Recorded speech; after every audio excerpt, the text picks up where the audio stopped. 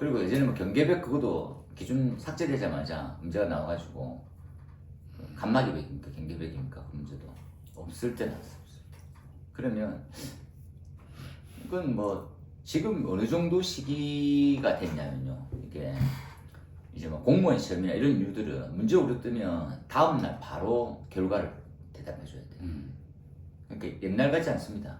그리고 불협함, 끊임없이에 대해서 중복 답안이 나오는 것에 대해서는 엄청 철저해요. 그 다음에 다시는 그 사람은 출제위원회는 못 들어와요.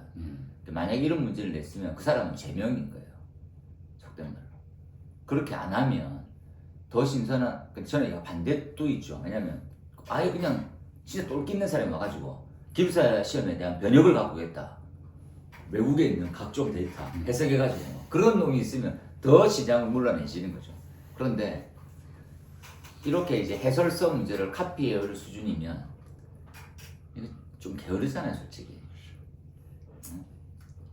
뭐 이게 나쁘다는, 왜냐면 이제 이게 시험 문제 출제하는 것도 진짜 보통 일이 아닌 거 저도 알고 있거든요. 왜냐하면 이 근거가 좀 확실해지잖아. 그죠? 그리고 시중에 나와 있는 교재가 많잖아요. 돌고 도는 거기 때문에. 그럼 그거 어차피 뭐 아니면 화재공학 원론이나 방화공학 실무핸드북이나 갖고 와야 되는데 그럼 자기는 좀 다르게 하고 싶지. 그래서 맨날 가이드라인 나오다 보니까 이번에 바꿔서 해설상은 왕창 내보자. 해설상 문제가 지금 몇 개 나오고 있잖아요. 그러면 적어도 그 기간 전에 미리 연락받았으면 한 번은 확인해 볼 필요가 있다는 거지.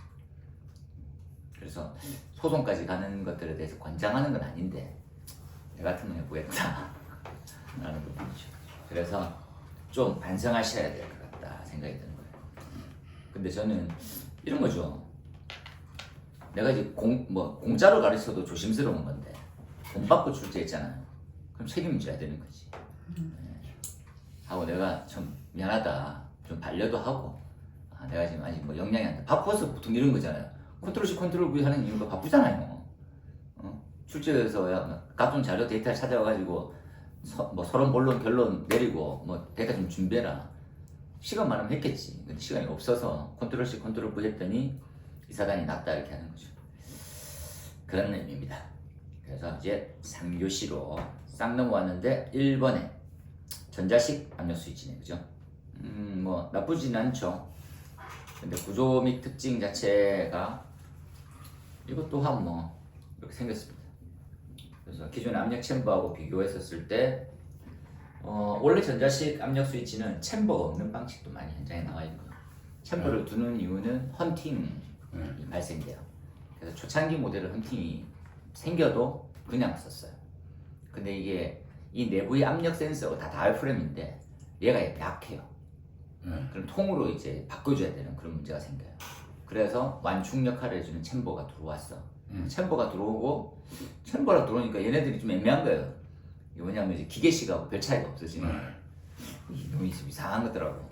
그래서 아직까지 우리나라는 헌팅을 못 잡고 설치되어 있는 약간 무분별성을 가지고 있어요. 장점은 뭡니까? 라면 양점은 0.01메가파스칼 단위로 압력 조절할 수 있는 장점이 있어. 그것 또한 고민을 해봐야 돼요. 헌팅이 있으면 진짜 많이 눈금 달라지거든. 미국식으로 설치되는 사례는 거의 없나요? 그거 두면 안 되죠. 왜 두면 안 되냐면 우리가 이제 부산만 예를 들어보면 부산 신세계가 펌프 시스템이 다 NFPA를 준비해서 들고 왔어요. 그냥 좋은 거 들고 가야 되니까. 그래서 각 펌프별로 분전반이 다 있었어요. 외국이 그래서 디자인이잖아요. 왜냐하면 이제 하나가 에러 나면 나머지가 독립적으로 움직여요. 우리는 동력 제반이 한 덩어리거든요. 한 데에서 분기가 에러 되다 보니까 거기 차단기가 에러 나면 펌프가 다 죽어버려요. 근데 외국은 안 그래요. 아예 별개에서 그게 따로따로 돼 있더라고요. 그리고 그냥 이제 우리가 그 압력 측정하는 방식도 다 똑같이 그렇게 압력 스위치도 배관 방식으로 다 돼 있어요. 야 이거 패키지 너무 좋다. 소방서 준공이 안 돼. 소방서 준공은 안 되죠. 왜요? 근거가 없는 거예요. 이게 NFPA 기준으로 만족시키고 이렇게 되는지 안 되는지 일단 근거가 우리나라 기준이 없는 거예요. 그래서 성능위주 설계를 했으면 그렇죠. 성능위주 설계가 아니니까. 그러니까 성능위주 설계 때 우리가 이제 위원이라든지 이렇게 해서 미국 기준이든 우리나라 기준이든 적합하게 해서 준공을 봐라라고 했었으면 괜찮을 수 있지. 왜냐하면 이제 담당들도 그 이제 근거가 자기 있어야 되잖아요. 근데 이게 화전지 기준에도 만족하지 않고 성능시험표 조사표에도 만족된다고 쓰기도 애매한 거예요. 그러다 보니까 애매했지. 그래서 갑자기 다 뜯어서 다 뜯어가지고 압력 챔버 넣고 그리고 농협체만 넣고 이래서 죽은 것 같습니다. 아, 재밌는 사례였어요. 재밌는 사례. 그래서 그 당시에는 야 되게 좋은 잘 끝났는데 이렇게 했다가 저는 그 전자식 압력 스위치면 다 미국 미국식인 줄 알고 있었거든요. 맞아요. 그러니 답이 안 나와서 답지가. 우리나라가 이게 뭐만 쫓아갔냐면 압력 차이가 워낙 많은데 이게 약간 압력이 높게 설정되는 값에서는 디프 레인지 값을 하기가 그러니까 레인지 값이 1, 2, 3 단계밖에 없다 보니까 미세 조정이 불가능한 거예요. 이게 압력이 크고 층고가 크고 높고 이러면 이렇게 순간 헌팅이 생기는 것에 대해서 묶음율이 동작이 되게 불규칙적이거든요. 그러니까 미세 조정이 불가능한 형태까지 간 거니까 그러면 압력 조절을 좀 해야 되니까 뭘로 하니 좋겠냐 전자식으로 간 거죠. 근데 전자식이 기술 개발이 미국에서 얘기하는 배관에 대한 압력에 대해서 압력에 대해서 이제 기동 방식보다 더 미흡한 거예요. 눈금 설정은 편한데 작동이 약간 좀 부실한 거지. 그거면 챔버가 없다는데 센싱을 뭘로 해요? 어떤 똑같습니다. 똑같이 그냥 그 배관의 압력을 해서 해야 하는 겁니다. 근데 미국식으로 이렇게 뭐 2.4m 뛰어서 체크백을 체크 있는 것은 아니고 아니죠. 그냥 배관이 그러니까 세게 들어오게 됐었을 때 바로 받게 되는 거예요. 그러다 보니까 얘가 무리가 많이 가는 거야. 그러니까 센서 교체해주는 그런 불균형이 생기다 보니까 완충이 필요한 거예요. 그래서 챔버를 넣은 거지. 그러니까 배관이 쭉 있으면 여기가 그 스위치가 있고 그렇죠. 미국 애들은 여기하고 여기하고 이렇게 네. 하는데 진짜 문제는 만약에 이제 공기가 없는 형태에서 물이면 충격이 100%다 오잖아요. 내부가. 그 우리 영화 같은 거 보면 나와 있잖아요. 바로. 근데 공기가 있으면 공기가 완충 역할을 해줘갖고 나에게 충격이 훨씬 줄어요. 걔처럼 만드는 거예요. 이 문제 답 잘 쓴 사람 많지 않겠네.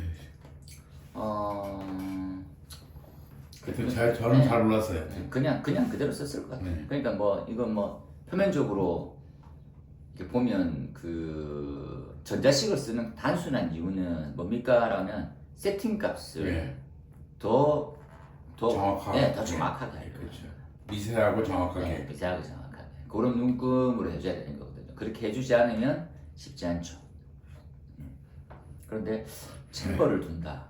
챔버를 두는 것들은 약간 역행인 거예요. 기술이 못 따라가니까 그렇다라는 것들 스스로 자인하는 형태가 똑같습니다. 그 다음에 2번을 넘어가니까 2번도 제가 빵 터졌죠. 어디서 많이 본 내용 같다가 방어가 실무했던 쪽이 그대로 있더라고요. 그러니까 약간 지금 요번에 그 기술사 문제는 방어공학 실무핸드북과 해설서의 향연이었습니다.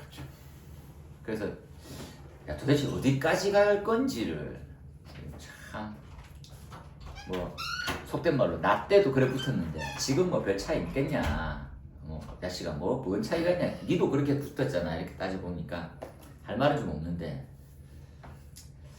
그죠. 그래서 이게 뭐 방어 실무핸드북 개정판 나오고 난 다음에 이게 뭐 좀 속된 말로 기술사에서 발간한 것도 있는데 그 좋은 내용과 이런 취지 그런 언급들 좀 많이 널리 전파해 주세요. 이렇게 하는 전파의 가장 중요한 건 뭡니까? 라면 책이 안 팔리는데 뭐 그래서 문제를 몇 개 내면 그럼 책이 뜨거든요. 그렇게 된 책들이 꽤 많아 있었어요 옛날에. 그죠? 그래서 국내에 또 누가 책을 출간하면 이렇게 출제위원들하고 이렇게 카드라 당신이지만 그래서 요번에 이렇게 나오고 나면 방어관 실무핸드북도 봐야 되는 것 같다 하고 또 많이 사실 겁니다.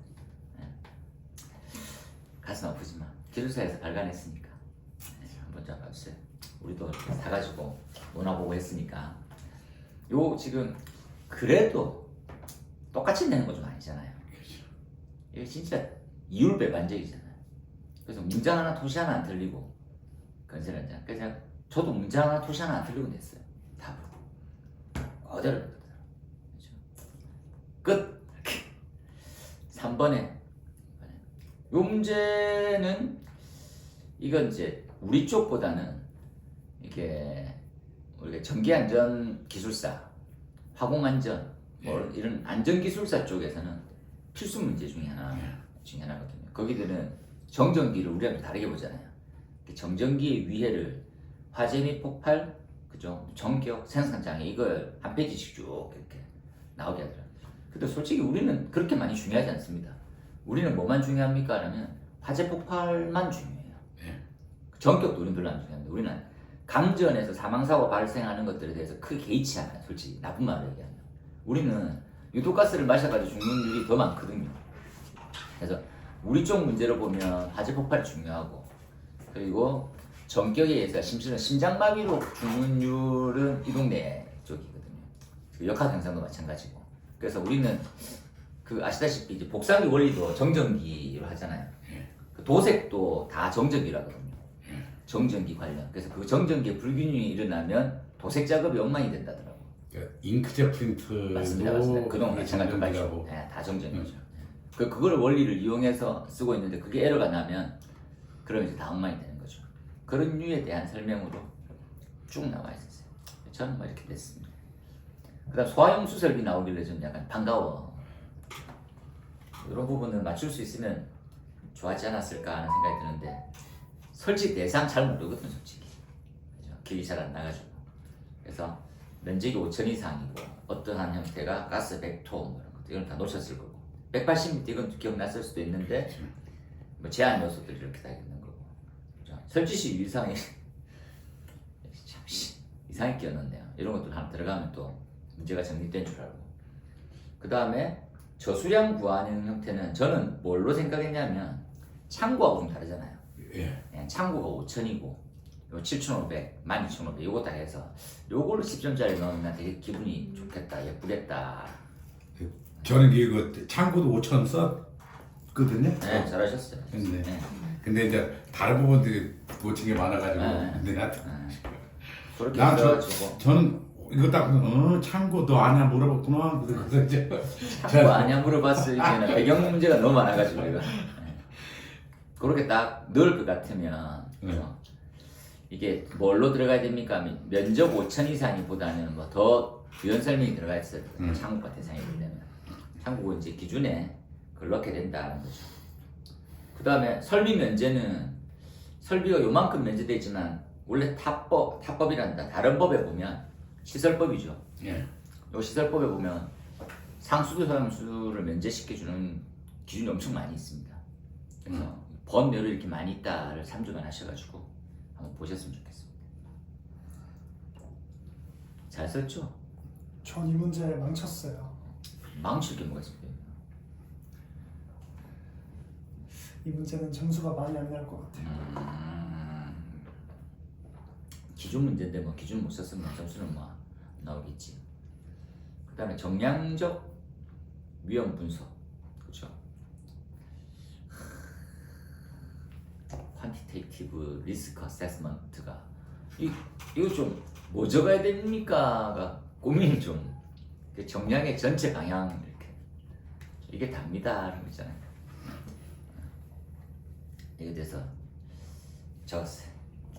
소방 설계 적용하는 방법은 힘들었지만 적었습니다. 이렇게 그렇죠? 이 답이 뭐 우리 공식화되어 있는 답은 없기 때문에 힘드셨을 것 같아요. 6번에 왔네요. 6번은 예, 힘들었죠. NFP에 나오면 준비 안 돼 있으면 뭐 써야 될지 말아야 될지. 그래서 설치 기준, 설치 이후, 활용 방법에서 에이씨 봤습니다. 쓰셨어요? 이건 그 전에 1, 2, 3, 끝났어요. 1, 3대로 끝났어요. 네. 속편하셨네.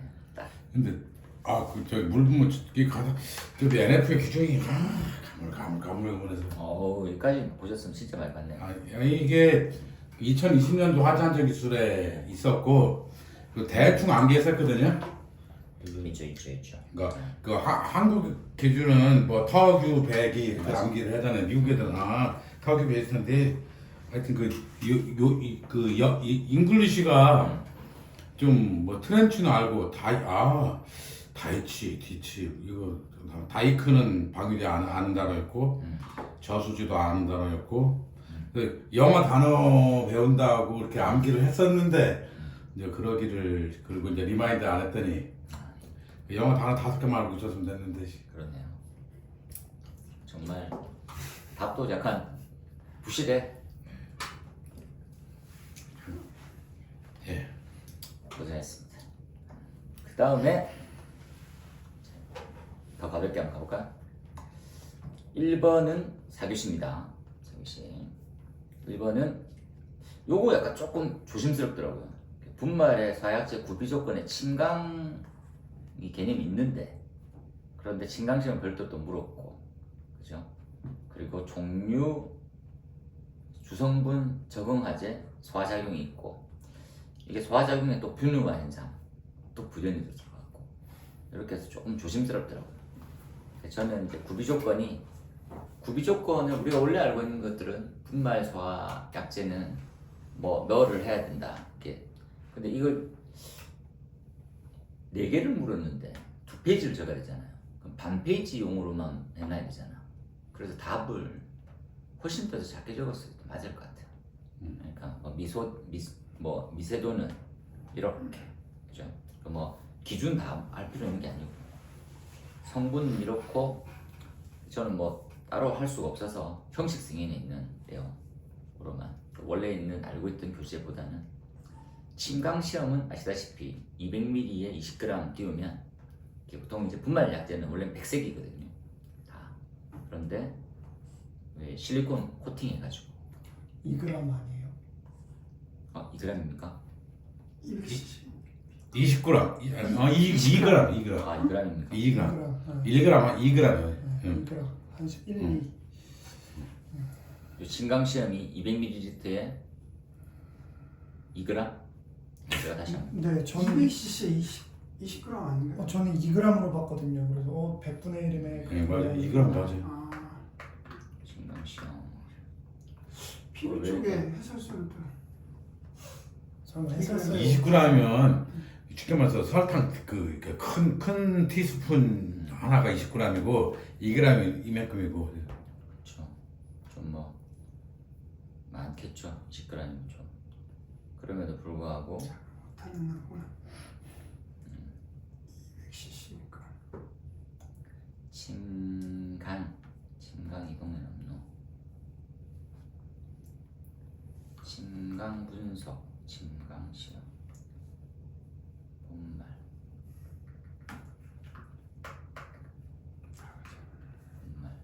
침강 시험.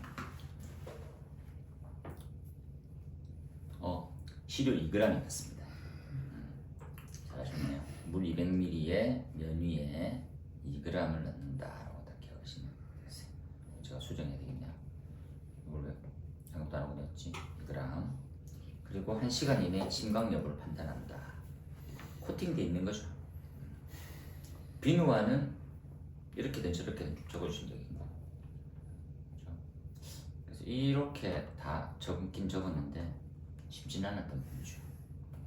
이게 적으려면 제일 적을 게 많았던 부분인데, 이걸 도대체 얼마나 적어야 될까요? 고민했습니다. 그렇죠? 분말의 구비 조건이 3분의 2 페이지 정도 넘고, 침강은 또 요약하면 별로 많이 안 되잖아요. 네. 비누화도 요약하면 별로 안 되고, 소화약제 주성분, 적응화제, 소화작용. 아시다시피 일종은 케이크로 되는 거, 그렇게 보셨으면 좋겠습니다. 나머지 특이점 별로 없다, 그죠? 이런 이유가 기숙사 시험 문제에 또 어울리지 않을까. 단순하게 이제 말도 안 되는 NFP 막 그런 것보다는 그런 것들로 더 정리 잘 돼 있고 잘 하신 분이 점수를 받는 게 좋지 않았을까 생각이 듭니다. 그다음 핫스모커 테스트, 목적, 방법, 절차. 이거 이제 나왔던 부분에 한 번 더 반영이니까 그렇게 더 잘 적어주셨으면 됐죠. 이거 뭐 거기 해설서 똑같습니다. 언급되어 있는 거. 그 다음에 소방시설의 설계에 대한 다음 사항을 설명하시고, 이것 또한 실무를 응제한 절차서에 그대로 있는 거. 이건 뭐 보통 근데 이런 것들의 문제는 점수 후할 때는 진짜 대충 적어도 거의 막 점수 잘 주더라고. 예. 근데 그때 이런 것들이야말로 조율하기 편하거든요. 아, 이런 내용 들어가면 대충 뭐 다 맞게 가자. 네. 이렇게. 그래서 쉬운 일은 아니었지만 나와 있습니다. 실시 설계 등등등 이렇게.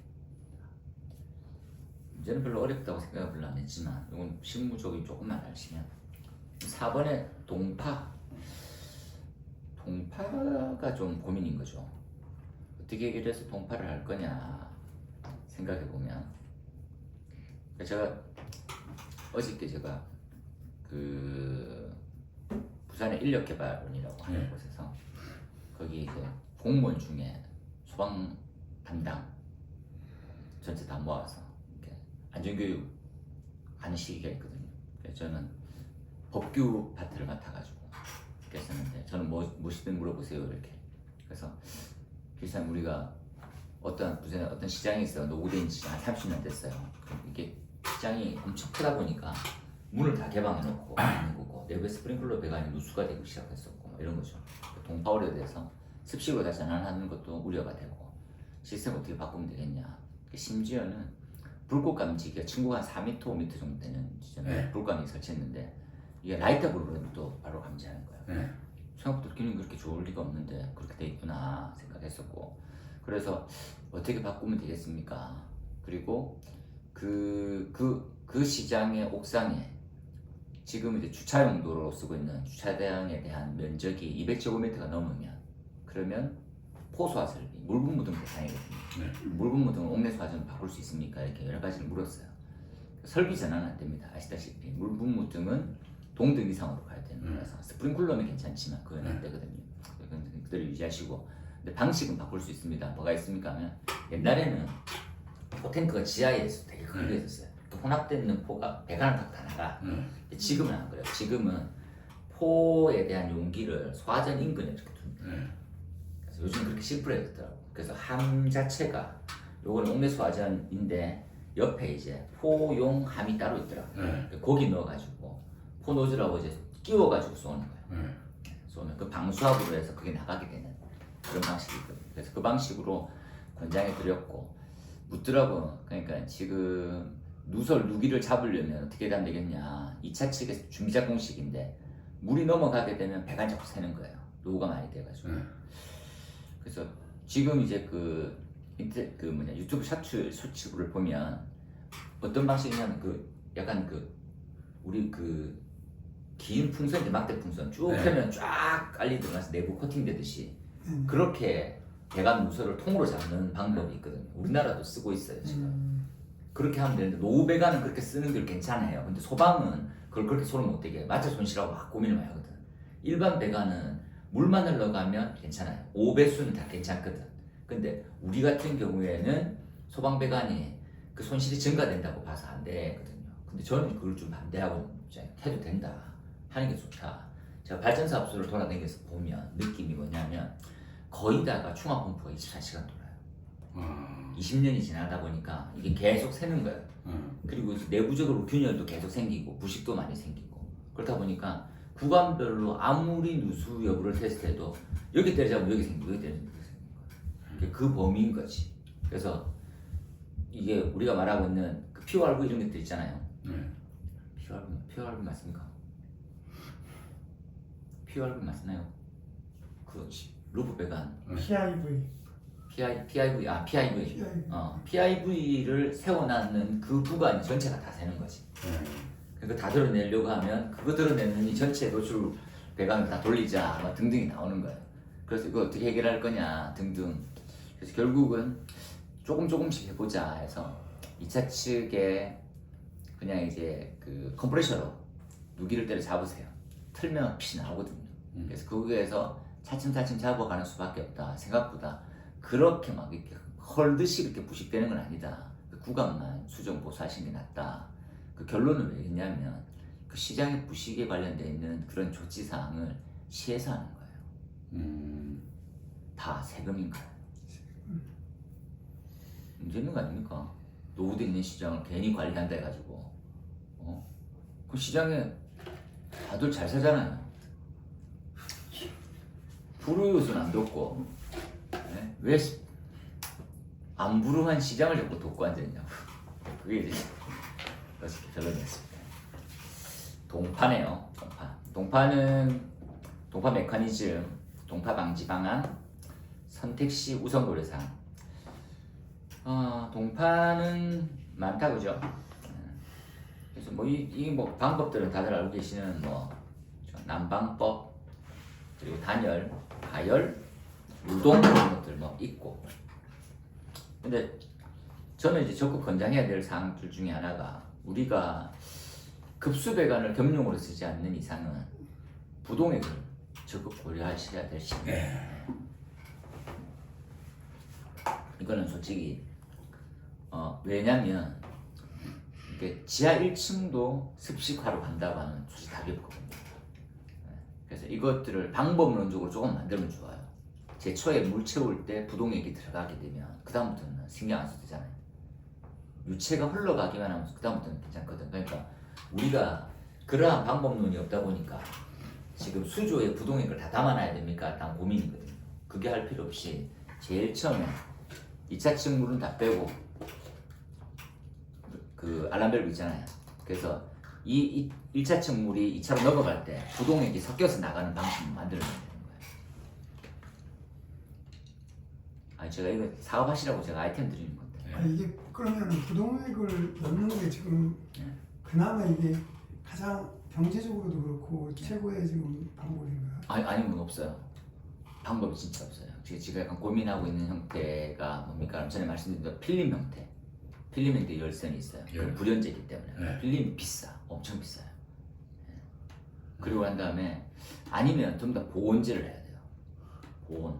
보온하고, 그리고 방금 전에 말했던 열선이 들어가야 돼요. 그건 히팅 코일이죠. 히팅 코일. 열선이죠. 그다음 안에 필름. 네. 근데 그게 그 기준이 없어요. 히팅 코일이. 네. 히팅 코일이 어떤 열선에 어떤 맵도가 되고 이런 기준이 전혀 없다고. 그렇다 보니까 그에 대한 대책이 없이 무분별하게 사용하고, 그것 또한 점화를 일으키는 거죠. 제 입장에서는 그냥 배관 보온할 필요가 없는 거예요. 네. 그죠? 그리고 우리가 메인테넌스를 생각해 보면 매설 배관은 쓰면 안 되는 거지. 노출돼야 어느 정도 노후도를 판단하고 그렇죠. 수정 보완하잖아요. 네. 보온제 밟는 게 최악인 거예요. 네. 그럼 새어 나가도 확인이 안 되고, 새어 나감으로써 외부 부식이 생기는 거거든요. 그럼 진짜 치명적인 거예요. 그게 지금 쳇바퀴 돌듯이 계속 물려 있어요. 그래서 동파되니까 보온하는 건데, 보온하니까 누설을 못 보는 거예요. 누수를. 그렇죠? 그러면 나중에 배관을 뜯어보면 차갔어. 그런 경우도 많아요. 제가 얼마 전에 어느 빌딩에 이렇게 지하로 전기차 충전을 이렇게 갔는데 후방 부분에 그런 것들만 보이는데, 옥내 소화전은 보온제가 이렇게 돌돌말이 돼 있고 네. 준비 작동식 스프링클러는 보온제가 없더라고요. 없어요. 그래서 또 배관이 이렇게 두 개가 이렇게 있는데 네, 맞습니다.